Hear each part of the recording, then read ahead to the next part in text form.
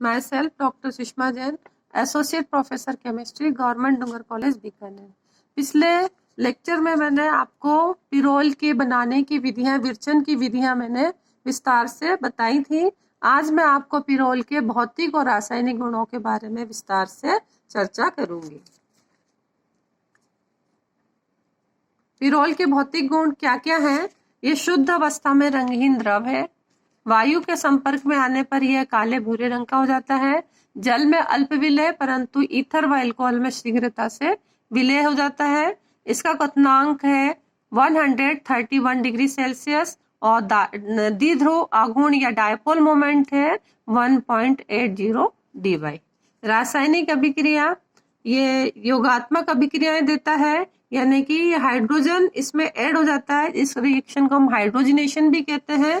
अगर पिरोल की अभिक्रिया जिंक और OH या CH3COOH जिसको हम कहते हैं एसिटिक एसिड के साथ करवाते हैं तो हमें पिरोलिन प्राप्त होता है। इसमें 2 हाइड्रोजन के एटम ऐड हो जाते हैं और जब हम लाल फास्फोरस और हाइड्रोइडिक एसिड के साथ अभिक्रिया कराते हैं तो ये जो डबल बॉन्ड है वो भी सिंगल बॉन्ड में कन्वर्ट हो जाता है ना। हमें जो रिंग मिलती है वो सैचुरेटेड रिंग मिलती है जिसका नाम है पिरोलिडिन। डायरेक्ट मेथड से अगर हम पिरोल्स को पिरोलिडिन में कन्वर्ट करना चाहें, बदलना चाहें, तो पिरो की रिएक्शन हम निकल की उपस्थिति में हाइड्रोजन के साथ 200 डिग्री सेंटीग्रेड तापक्रम पर करते हैं तो हमको पिरोलिडिन प्राप्त हो जाता है। पिरोल की अगर हम प्रकृति देखें तो इसकी प्रकृति उभयधर्मी प्रकृति है। ये दुर्बल क्षारीय भी है और दुर्बल अम्लीय भी है।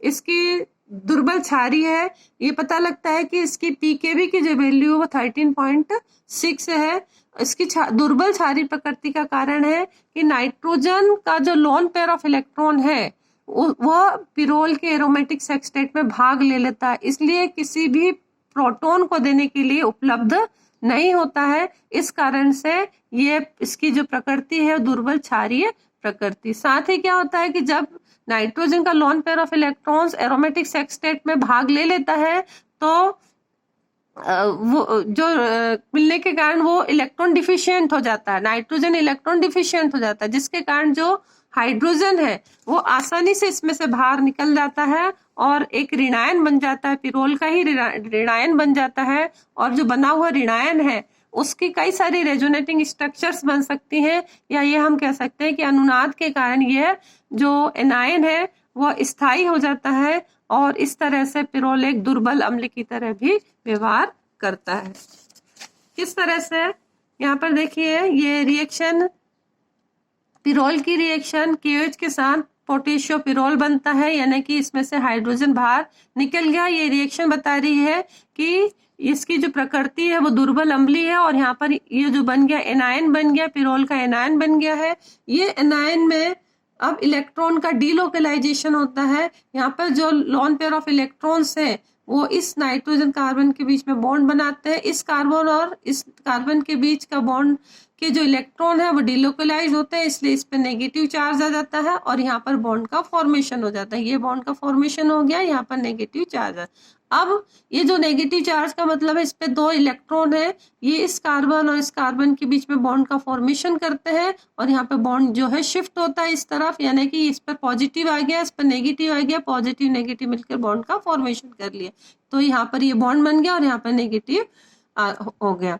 अब यहाँ पर ये जो बॉन्ड है वो शिफ्ट होता है इस तरफ, यानी कि यहाँ पर आ गया प्लस, यहाँ पर आ गया माइनस, और यहाँ पर चूंकि माइनस चार्ज पास में है तो प्लस और माइनस के कारण यहाँ पर बॉन्ड का नाइट्रोजन और कार्बन के बीच में बॉन्ड का फॉर्मेशन हो जाएगा।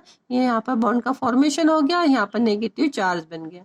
अब फिर यहाँ पर इलेक्ट्रॉन का डिलोकलाइजेशन होगा तो ये जो यहाँ प्लस बनेगा, यहाँ माइनस बनेगा, यहाँ माइनस हो गया, यहाँ पे चूंकि प्लस है तो इस प्लस और इस माइनस के बीच में बॉन्ड का फॉर्मेशन हो गया, तो हमको नेक्स्ट रेजोनेटिंग स्ट्रक्चर इस तरह से प्राप्त हो जाती है। यानी कि जो एनायन बना है वो रेजोनेटिंग स्ट्रक्चर्स के द्वारा स्टेबिलिटी को ग्रहण कर लेता है, स्टेबलाइज्ड हो जाता है, स्थायित्व को ग्रहण कर लेता है। पिरोल की अम्लीय प्रकृति को दर्शाने वाली एक रिएक्शन और है कि अगर हम पिरोल की रिएक्शन CH3MgBr के साथ कर दे तो हमें N- प्लस MgBr ये स्ट्रक्चर प्राप्त होता है और साथ ही मीथेन प्राप्त होती है। तो ये रिएक्शन भी दर्शाती है कि पिरोल की जो प्रकृति है वो अम्लीय प्रकृति है, अम्लीय प्रकृति दुर्बल अम्लीय प्रकृति को प्रदर्शित करता है। तीसरी जो इसकी रिएक्शन है ये इलेक्ट्रोफिलिक सब्स्टिट्यूशन रिएक्शन देता है। चूंकि पिरोल एक एरोमेटिक कंपाउंड है, इसमें एरोमेटिक सेक्सटेट प्रेजेंट होता है, इसलिए इसमें इलेक्ट्रोफिलिक सब्स्टिट्यूशन रिएक्शन आसानी से होती है और न्यूक्लियोफिलिक सब्स्टिट्यूशन रिएक्शन कठिनता से थी। अब अगर मान लीजिए इसमें इलेक्ट्रोफिलिक सब्स्टिट्यूशन रिएक्शन हो रही है तो हमारे पास पिरोल में दो पोजीशन है, या तो पोजीशन 2 पर हो सकती है या पोजीशन 3 पर होती। तो हम पहले देखते हैं कि पोजीशन 2 पर अगर इलेक्ट्रोफिलिक एरोमेटिक सब्स्टिट्यूशन होता है, यानी कि इलेक्ट्रोफाइल अगर पोजीशन 2 पर जुड़ता है तो किस तरह से रेजोनेटिंग स्ट्रक्चर बनेंगी। तो यहाँ पर 2 पे जोड़ने के लिए यहाँ पर ये जो बॉन्डिंग के इलेक्ट्रॉन्स हैं वो इस कार्बन से इस कार्बन की ओर शिफ्ट होंगे, तो इस पर आ जाएगा पॉजिटिव चार्ज, इस पर जाएगा नेगेटिव चार्ज, और नेगेटिव पर इलेक्ट्रोफाइल आकर जुड़ जाएगा। यहाँ पर ये जुड़ गया नेगेटिव पर इलेक्ट्रोफाइल और ये पॉजिटिव पार्ट। अब रिंग के अंदर इलेक्ट्रॉन का डीलोकलाइजेशन होगा, जो बॉन्डिंग के इलेक्ट्रॉन्स है ये पहले तो इस तरह से होगा, यहाँ पर जाएगा तो ये प्लस बन गया, ये माइनस बन गया, और चूंकि यहाँ प्लस है और यह माइनस हुआ, माइनस और प्लस मिलकर यहाँ पर एक बॉन्ड का फॉर्मेशन कर लेंगे और यहाँ पर पॉजिटिव चार्ज है। तो नेक्स्ट स्ट्रक्चर में यहाँ पॉजिटिव चार्ज आ गया और यहाँ पर ये बॉन्ड का फॉर्मेशन हो गया। अब ये जो नाइट्रोजन के पास में जो लोन पेयर ऑफ इलेक्ट्रॉन है, क्योंकि नाइट्रोजन के पास वाले कार्बन एटम पर पॉजिटिव चार्ज है, तो ये इस नाइट्रोजन और इस कार्बन के बीच में बॉन्ड का फॉर्मेशन हो जाएगा। तो हमें नेक्स्ट स्ट्रक्चर मिलेगी, इस तरह से मिलेगी। नाइट्रोजन ने चूंकि अपने लोन पेयर ऑफ इलेक्ट्रॉन दिए हैं, इसलिए नाइट्रोजन के ऊपर पॉजिटिव चार्ज आ जाएगा। यानी कि जब हम पोजीशन 2 पर सब्स्टिट्यूशन करते हैं तो हमें 3 रेजोनेटिंग स्ट्रक्चर्स प्राप्त होती है, यानी कि जो इसमें इंटरमीडिएट कैटायन है वो इन 3 रेजोनेटिंग स्ट्रक्चर का ही मिला जुला रूप होता है, इन 3 रेजोनेटिंग स्ट्रक्चर के द्वारा स्थायित्व को ग्रहण करता है। अब अगर हम देखते हैं कि अगर सब्स्टिट्यूशन पोजीशन 3 पर होता है तो किस तरह से होगा। 3 पे के लिए electron displacement from 2 to 3 carbon atom, यहाँ पे प्लस आएगा, यहाँ माइनस आ जाएगा, माइनस पे इलेक्ट्रोफाइल अटैक कर लेगा, तो हमें इस तरह की स्ट्रक्चर प्राप्त हो जाएगी जिसमें यहाँ पॉजिटिव चार्ज और यहाँ पर इलेक्ट्रोफाइल जुड़ गया है। अब यहाँ पर इस कार्बन एटम के पास में नाइट्रोजन के पास लोन पेयर ऑफ इलेक्ट्रॉन है, तो ये अपने इलेक्ट्रॉन दे देगा इस यहाँ पर, और इस नाइट्रोजन और कार्बन के बीच में बॉन्ड का फॉर्मेशन हो जाएगा। साथ ही नाइट्रोजन चूंकि अपना इलेक्ट्रॉन दे रहा है तो इस पर पॉजिटिव चार्ज आ जाएगा, तो इस तरह से ये पॉजिटिव चार्ज आ गया और ये सेकंड स्ट्रक्चर। अब नेक्स्ट स्ट्रक्चर हमको प्राप्त नहीं होती, तो इसमें हम कह सकते हैं कि इंटरमीडिएट जो कैटायन है वो इन 2 स्ट्रक्चर के द्वारा ही स्टेबलाइज्ड होता है। या ये कह सकते हैं कि जब हम पोजीशन 3 पर सब्स्टिट्यूशन करते हैं तो हमें 2 ही रेजोनेटिंग स्ट्रक्चर प्राप्त होती है। जब हम पोजीशन 2 पर सब्स्टिट्यूशन करते हैं तो हमें 3 रेजोनेटिंग स्ट्रक्चर प्राप्त होती हैं, और किसी भी इंटरमीडिएट एनायन कैटायन की जितनी भी अधिक रेजोनेटिंग स्ट्रक्चर होगी वो उतना अधिक स्टेबिलिटी को ग्रहण करता है। इसलिए यहाँ पर इलेक्ट्रोफिलिक सब्स्टिट्यूशन जो रिएक्शन है वो पोजीशन 2 पर ही होती है, 3 पर नहीं होती। तो अब कौन कौन से एग्जाम्पल्स हैं जो कि जिनमें कि इलेक्ट्रोफिलिक सब्स्टिट्यूशन रिएक्शन या इलेक्ट्रॉन स्नेही प्रतिस्थापन अभिक्रियाएं होती हैं। अगर मान लीजिए हम हेलोजिनेशन करते हैं तो H2Cl2 के द्वारा हम इसका क्लोरीनेशन कर सकते हैं और हमको 2, 3, 4, 5 टेट्रा क्लोरोपिरोल प्राप्त होता है। अगर हम ब्रोमिनेशन करना है तो Br2 के द्वारा in presence of methyl alcohol करते हैं तो यहाँ पर हमको 2, 3, 4, 5 टेट्रा ब्रोमो पिरोल प्राप्त होता है। इसी तरह से आयोडीनेशन भी हम कर सकते हैं, आयोडीन के द्वारा इन प्रेजेंस ऑफ Ki हमको टेट्रा आइडोपिरोल प्राप्त होता है। और अगर हमें नाइट्रेशन करना है तो नाइट्रेशन हम नाइट्रिक एसिड के द्वारा एसिटिक एनहाइड्राइड की उपस्थिति में 0 डिग्री सेंटीग्रेड पर करते हैं तो हमें 2 नाइट्रोपिरोल प्राप्त होता है। और अगर सल्फोनेशन करना है तो सल्फोनेशन हम सल्फर ट्राइऑक्साइड के द्वारा करते हैं इन प्रेजेंस ऑफ पिरिडीन और हमें पिरोल 2 सल्फोनिक एसिड प्राप्त होता है, पिरोल 2 सल्फोनिक अम्ल प्राप्त होता है। इसी तरह से अगर मान लीजिए हम फ्रीडल क्राफ्ट एसाइलेशन करना चाहें तो हम एसिटिक एनहाइड्राइड के द्वारा in presence of stannous chloride के द्वारा करते हैं, तो हमें 2 एसिटिल पिरोल प्राप्त होता है। यानी कि 2 पोजीशन हमारी मैक्स पोजीशन है जिस पर कि इलेक्ट्रोफाइल आकर जुड़ता है या इलेक्ट्रोफिलिक सब्स्टिट्यूशन होता है। और भी एग्जांपल्स हम इलेक्ट्रोफिलिक एरोमेटिक सब्स्टिट्यूशन के दे सकते हैं in case of pyrrole. Pyrrole के केस में जैसे अगर मान लीजिए हम पिरोल की रिएक्शन कार्बन डाइऑक्साइड के साथ करते हैं, इस अभिक्रिया को कहते हैं कोल्बे अभिक्रिया, तो हमें पिरोल 2 कार्बोक्सिलिक एसिड प्राप्त होता है। अगर हम पिरोल की अभिक्रिया क्लोरोफॉर्म और केओच के साथ करते हैं तो इस अभिक्रिया को कहते हैं राइमर टीमेन अभिक्रिया और हमें पिरोल 2 एल्डिहाइड प्राप्त होता है।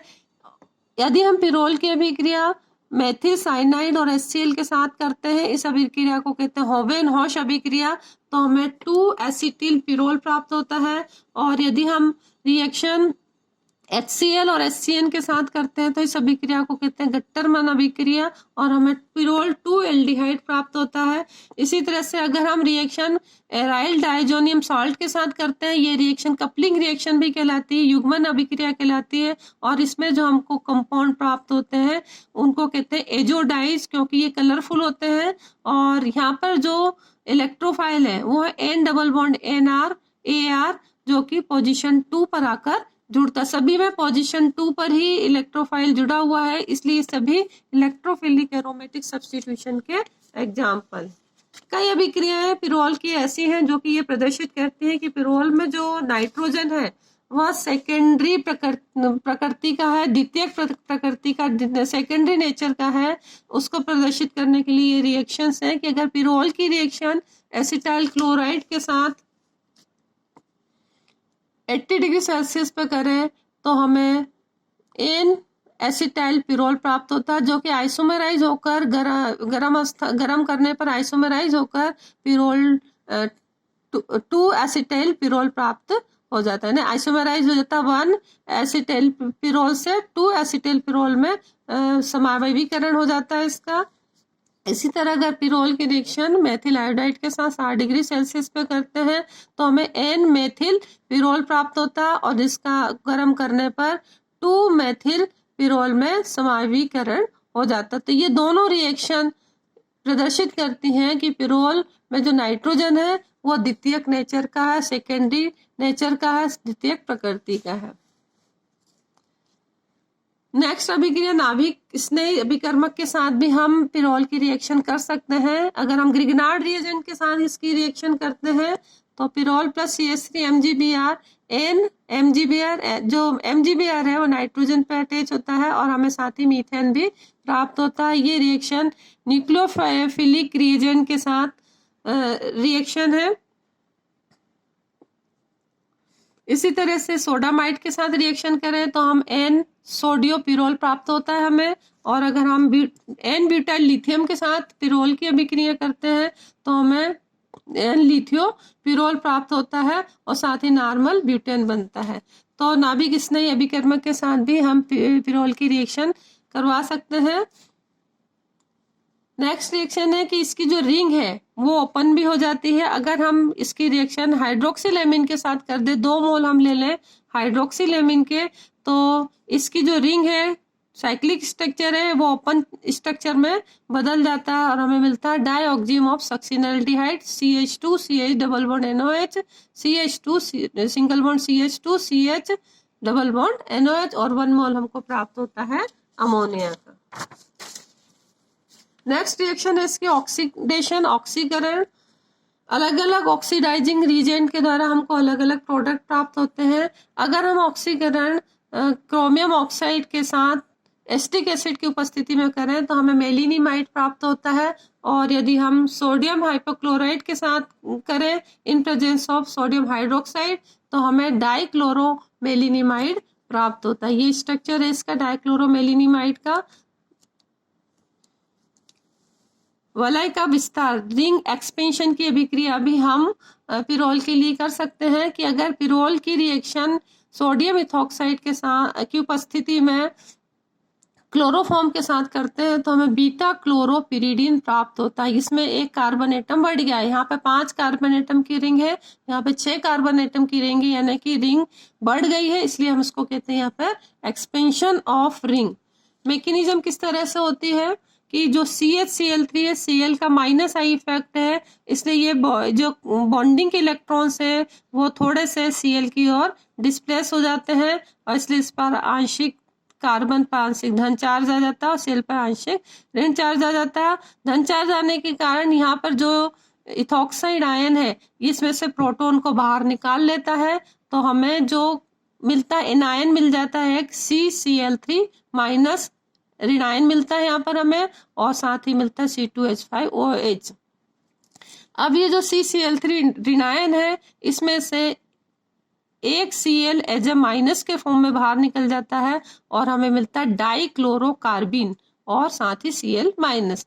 तो हमारा जो अटैकिंग एजेंट है वो यहाँ पर डाइक्लोरोकार्बिन होगा, जो कि पिरोल पर रिएक्शन करेगा, पिरोल पर अटैक करेगा। पिरोल पर अटैक करने से पहले हम पिरोल का सोडियम सॉल्ट प्राप्त कर लेते हैं, हम इसकी रिएक्शन करते हैं सोडियम इथॉक्साइड के साथ, तो पिरोल का सोडियो साल्ट हमको प्राप्त हो जाता है। अब इसकी रिएक्शन जब हम डाइक्लोरोकार्बिन के साथ करते हैं तो इस तरह से एक इंटरमीडिएट कंपाउंड प्राप्त होता है, जिसमें कि जो डाइक्लोरोकार्बिन का कार्बन एटम है वो इस डबल बॉन्ड जहाँ पर पिरोल में लगा हुआ था उस जगह पर ऐड हो जाता है, और ऐड होकर हमें ये कंपाउंड मिलता है। इसमें से 1 मोल Cl के बाहर निकल जाता है एज माइनस NaCl, Cl और ये Na मिलके माइनस NaCl बना लेते हैं, और ये जो बॉन्ड है वो इस और शिफ्ट होकर यहाँ पर ये एक डबल बॉन्ड का फॉर्मेशन हो जाता है। तो इस तरह से हमको बीटा क्लोरोपिरिडीन प्राप्त हो जाता है। तो इस तरह से हम जो 5 मेंबर्ड रिंग थी पिरोल में उसको 6 मेंबर्ड रिंग में कन्वर्ट कर सकते हैं क्लोरोफॉर्म के साथ अभिक्रिया की क्लोरोफॉर्म की सोडियम इथॉक्साइड के उपस्थिति में अभिक्रिया करके। तो इस तरह से ये सारी ही रिएक्शंस पिरोल की हैं, और हम पिरोल को दैनिक जीवन में भी हमारे पिरोल रिंग कई जगह हमको स्ट्रक्चर्स में दिखाई देती है, यौगिकों के स्ट्रक्चर्स में, जैसे कि क्लोरोफिल है, हीम है, बल्बुरिन है, थैलोसाइनिन है, विटामिन B12 है। इन सभी यौगिकों के जो फंडामेंटल यूनिट है, जो फंडामेंटल न्यूक्लियस है, उनमें पिरोल रिंग विद्यमान है। इसी तरह से निकोटीन एल्कलाइड में पिरोल की जो हाइड्रोजिनेटेड यौगिक है जिसको हम कहते हैं पिरोलिडीन, वह रिंग पाई जाती है। तो पिरोल का हमारे दैनिक जीवन में बहुत अधिक महत्व है। धन्यवाद।